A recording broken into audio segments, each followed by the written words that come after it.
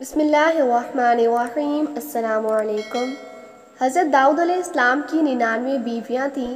اس کے بعد آپ علیہ السلام نے ایک ایسی عورت کو نکاح کا پیغام دیا جس کو ایک مسلمان نے پہلے سے پیغام دے رکھا تھا، لیکن آپ کا پیغام پہنچنے کے بعد عورت کے اولیاء دوسرے کی طرف بھلا کب اور کیسے توجہ کر سکتے تھے؟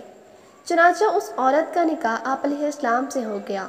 یہ بات نہ تو شرعاً ناجائز تھی، نہ اس زمانے کے رسم و رواج کے خلاف تھی، لیکن حضرات انبیاء کرام علیہ السلام کی شان بہت ہی عرفہ و اعلیٰ ہوتی ہے۔ یہ کام آپ کے منصب عالی کے مناسب نہ تھا، اس لیے اللہ تعالیٰ کی مرضی یہ ہوئی کہ آپ کو اس پر متنبہ اور آگاہ کر دیا جائے۔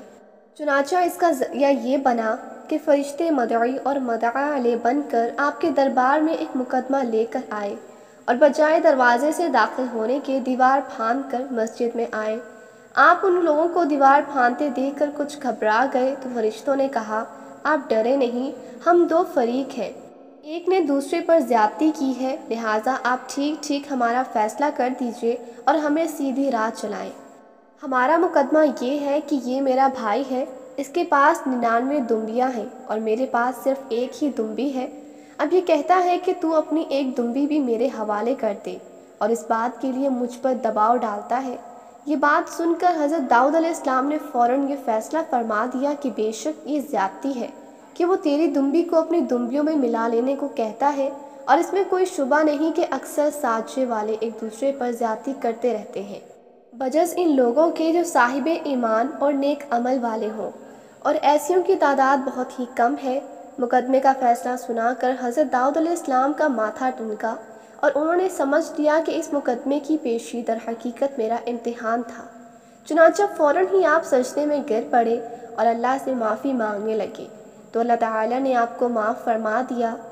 چنانچہ قرآن مجید میں ہے، تو ہم نے حضرت داؤد علیہ السلام کو معاف کر دیا، اور بے شک ان کے لیے ہماری بارگاہ میں ضرور قرب اور اچھا ٹھکانہ ہے۔ اے داؤد، بے شک ہم نے تمہیں زمین کا نائب بنایا ہے، تو لوگوں میں ٹھیک فیصلہ کیجیے اور خواہش کی پیروی نہ کیجیے، ورنہ وہ آپ کو راہ سے بہکا دے گی۔